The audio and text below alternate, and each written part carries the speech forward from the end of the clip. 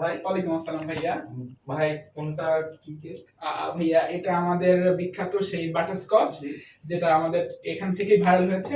আর এটা হচ্ছে আপনার রেড বুলবুল। হ্যাঁ, রেড আচ্ছা, বুলবুল। কেকের কালার এমন কেন? আসলে ভাইয়া এখানে রেড বুলবুলের কাহিনী হয়ে গেছে কি, মানে আমরা যখন বানাই, হ্যাঁ, কালারটা আসলে একটু বেশি পড়ে গিয়েছিল।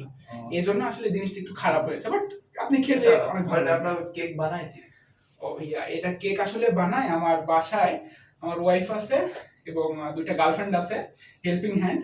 তারা আমার ওয়াইফকে সাহায্য করে এবং আমার ওয়াইফও তাদেরকে শিক্ষা দেওয়ার মাধ্যমে এগুলো বানায়। আচ্ছা, অনেকগুলো কেক দিতে পারছে, কিন্তু পুডিং কোথায়?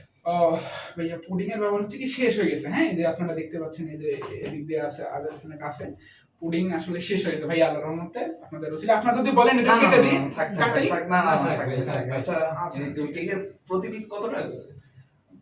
এই প্রতি পিস স্লাইড হচ্ছে 100 টাকা। আমি আপনাদের কেটে দেখি। না, না, ভাই, ভাই, আপনারা খাবেন? আমরা বলতেছি। আচ্ছা বললাম আপনি দামটা জিজ্ঞেস আমরা মানে খাবো। প্রতি পিস স্লাইড আসলে 100 টাকা। আচ্ছা বুঝতে পারছি। আচ্ছা ঠিক আছে। আচ্ছা, প্রতিদিন কয়টা কেক বানান?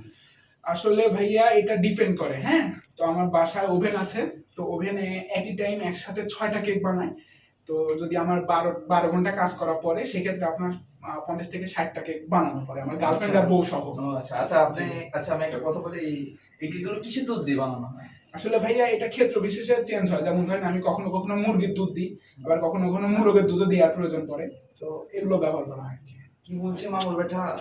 মুরগি এবং মোরগ। এ মামুর বেটা কি বলছে? হ্যাঁ, না মানে ব্যবহার করা হয় আর কি, সমস্যা এ মামুর বেটা কেক খাবে না, মামুর বেটা কি বলছে? এই সালাকে বাপ